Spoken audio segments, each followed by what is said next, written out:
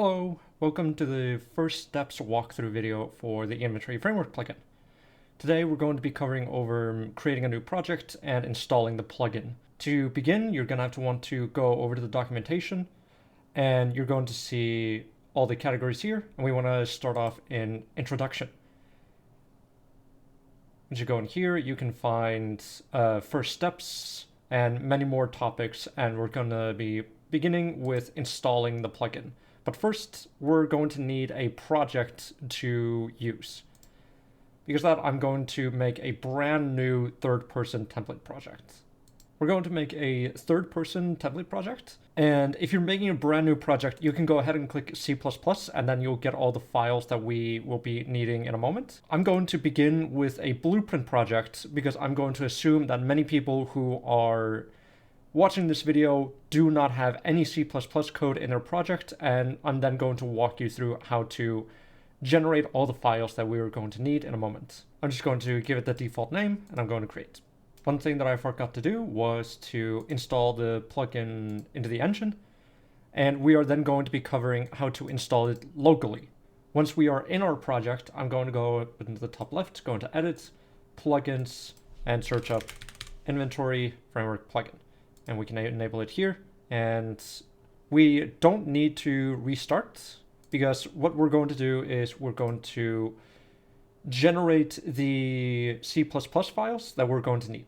If I open up the project in the browser, essentially what I'm trying to get is the .sln file. So we've done step one, we're now covering step two. I'm going to go up into Tools, New C++ class, just going to create anything. It doesn't matter where it is, what its name is. Once it's done, it's going to prompt you to close the editor. We do not need to recompile because we are about to close and we're about to compile in a moment. We can now just close the project. And now you can see we have the .sln file. On to step three, we're going to need to go into our engine installation. We're going to go into Engine. We're going to go into Plugins and then find the Marketplace folder.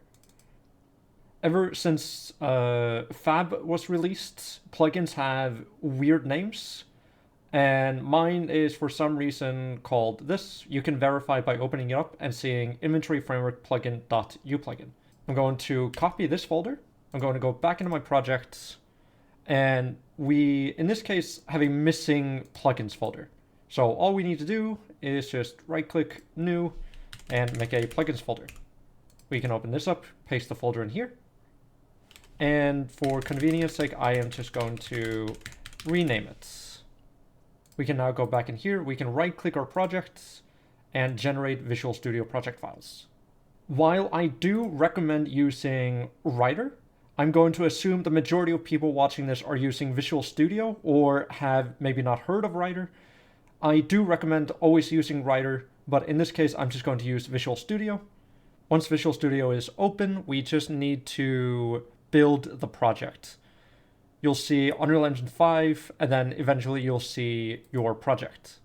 We're just going to right-click and press Build. Once it's done building, we can see everything succeeded. There were no problems. I do recommend going back into the Marketplace folder and deleting the original plugin, just because sometimes when you try to navigate to the class inside of Visual Studio or Writer, it can very often mix up, do you mean the Marketplace version of the plugin or the local installation of the plugin? So I will usually just go here and delete the folder. When you open up the project, you may get this warning that the asset manager is not including an entry for assets of game feature data. This is because loot tables in the project are utilizing modular game features, which depend on this. All you have to do is just click this, add entry, and it will do everything for you. To verify that everything was installed correctly, we're going to go into our content browser, and we're going to ensure that show plugin content is enabled. We're going to go into plugins, and we can see here Inventory Framework plugin content. Everything seems to be installed correctly. If you decided to not install the plugin locally, you can also find the plugin content inside of Engine, plugins, and you'll eventually find it in here. Though do keep in mind that if you do not install it locally, every time that you update the plugin through the Epic Games launcher, it will override all the changes that you've made to the plugin with no warning. And most likely your source control will not pick up the changes that you've made to the plugin versus what was actually changed. Next, we're going to go into the asset manager. We're going to go into edit, project settings, and under the game category, we can find the asset manager. We're going to find primary asset types to scan. We're going to add a new entry to this. We're going to just call this items. We're going to set this to DA core item. And we're going to have to specify a path on where to scan and find these items.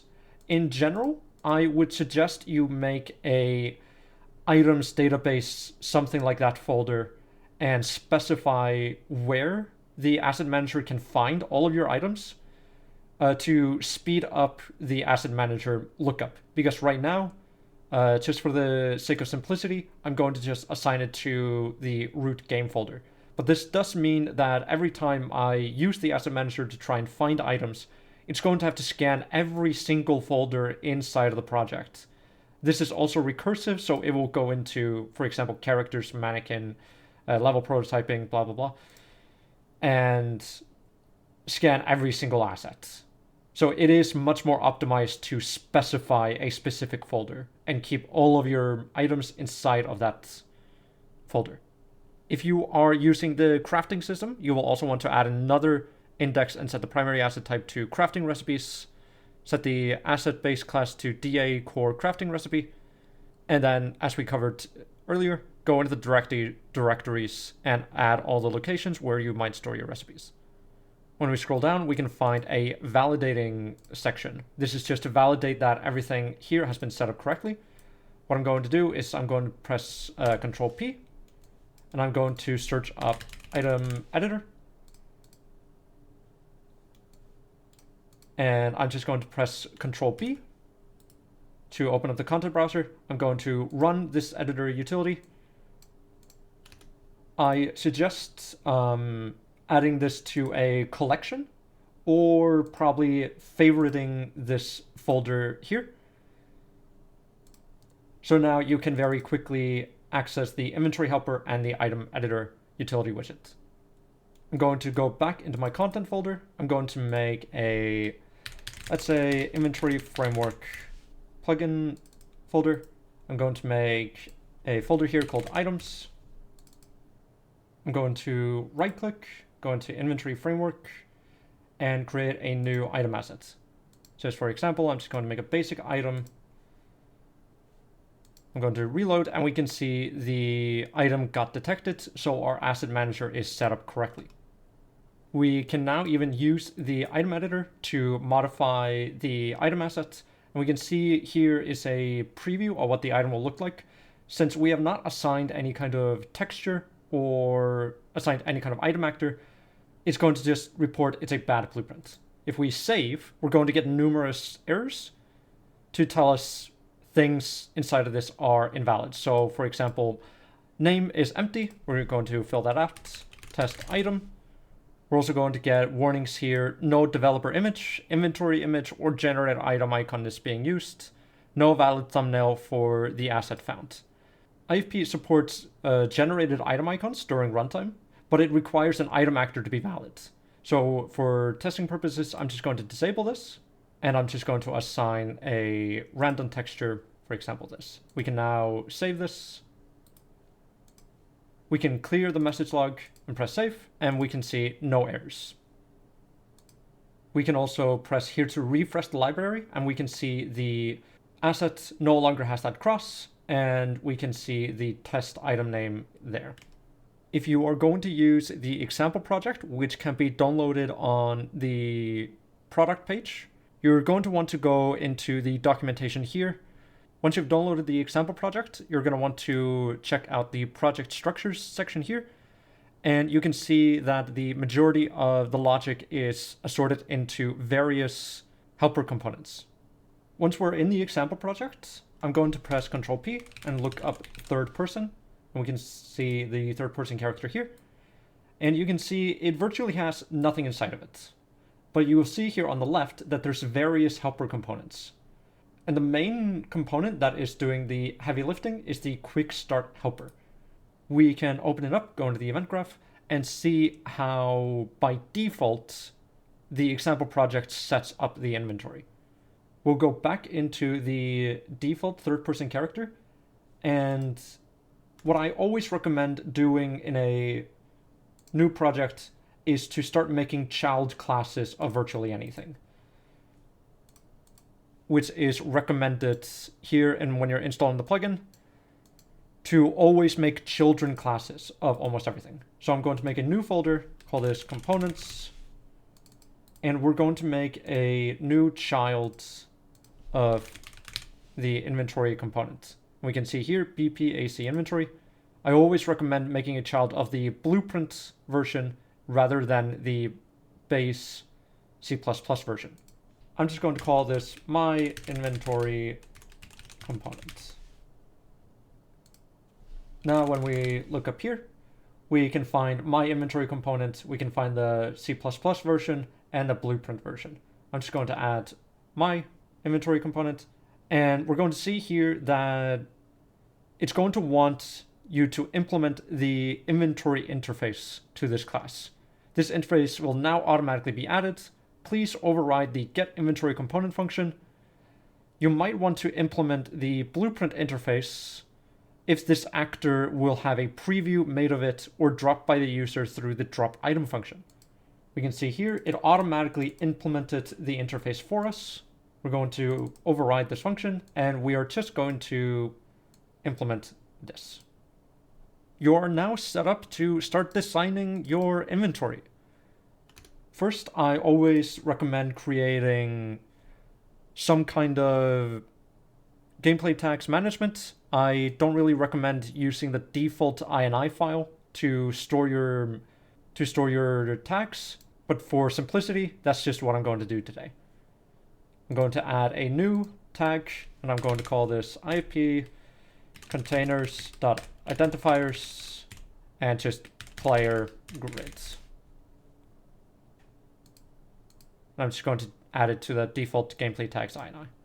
We're going to set that as our identifier. We're going to set the container type to just inventory, the style to grids, and let's add our item. We are now essentially in this step of just adding the components and containers. Technically, this is all you need to set up your inventory. For this case, I'm going to increase the dimensions of the container. I'm going to make it 5 by 5 and going to check the dimensions of the item, and I can see the dimensions is just 1 by 1. Let's make this 2 by 2. And now all you have to do is just call start component. So I'm going to override the begin play, and I'm just going to call start component. And this is technically all you have to do to get the inventory initialized and functioning. But we don't have any kind of UI to interact with the inventory. So I'm going to make a new user interface, widget blueprint, my inventory screen. And just for simplicity, I'm going to just assign it any kind of key. Let's assign it as B. This is usually when I recommend looking at the example project. We can see here that we have an input action for toggle inventory. All this is doing is ensuring that the inventory has actually been initialized. It's checking if the widget class has actually been set up. And it's then checking if the widget has actually been created by checking the widget reference.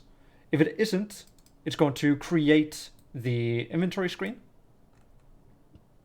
Here we can see it's creating the widget class. It's adding it as a child to the in-game menu. I'm then going to use this interface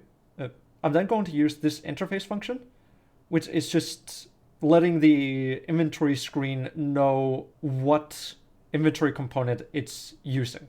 So here, send the component to the new widget so the inventory HUD can listen to delegate events. This is primarily used for the stats screen and the crafting screen. I'm going to press Control P again, and I'm going to search up showcase inventory. And inside of the event graph, you can find here is the receive external component, and it's primarily just showing off 2 examples and allowing the inventory screen to know what inventory component it's using. We're then going to use this interface function, get containers. This is primarily just for optimization, but in the example project, you can see it's not actually using this interface function, which is intentional. It's serving as a showcase that you don't need to fill this in, and you can use this logic here to automatically get all the widgets that are children of a widget blueprint container to fetch all of those widgets. But it is more optimized to override this function and pass in the array of containers. We can see this logic over here. This is primarily step 3 here of what IFP calls binding containers with their widgets. If we take a look at the third-person character and look at the inventory component, we can see we have a bunch of containers, but there's nothing linking them to any kind of container widget inside of our inventory screen.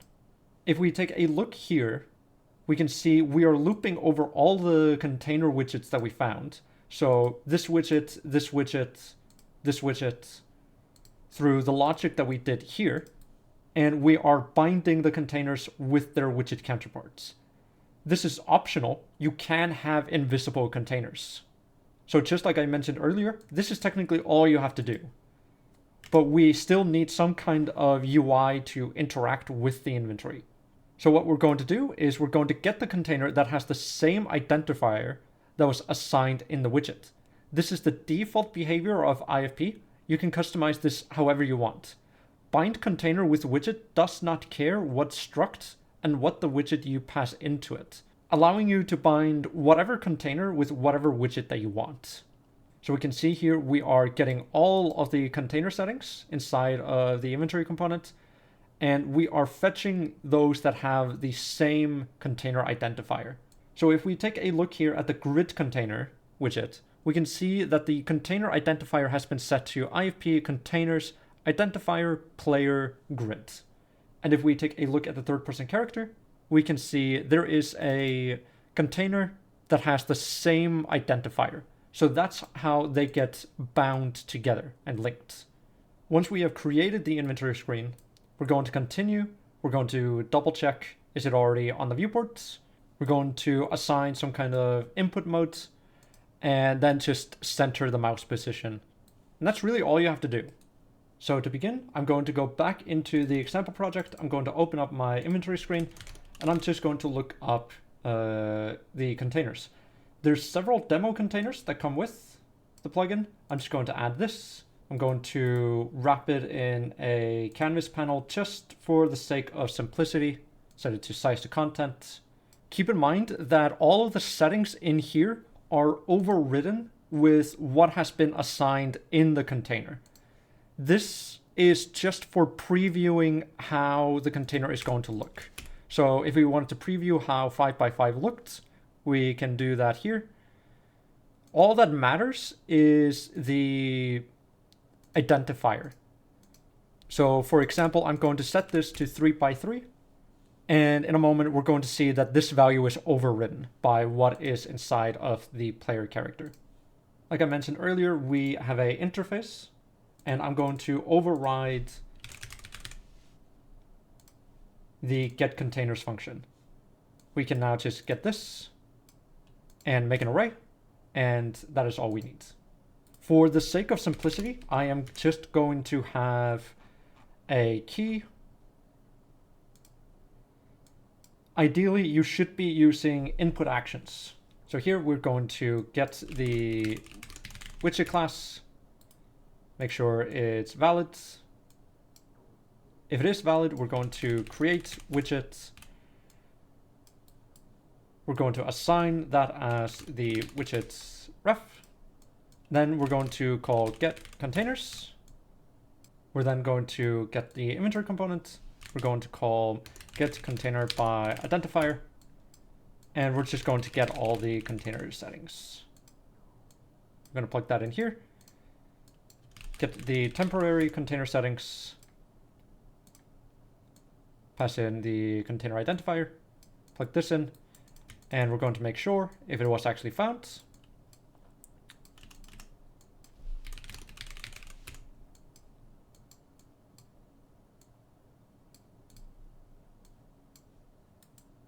We're going to bind the found container with the widgets from the inventory screen. Once that is done, we're just going to add two viewports. We're also going to get the player controller and set input modes UI and show mouse cursor.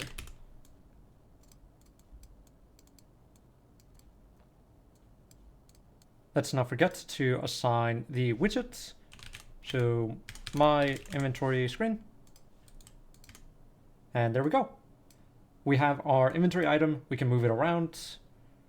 And you can see that the 3x3 got overridden with the 5x5 value. This is a extremely simple use case. I do recommend always looking at the example project, which is always up to date, because videos like this get outdated, whereas the documentation and the example project are always up to date. There is, of course, a lot more to cover. There's always how to handle, for example, equipment.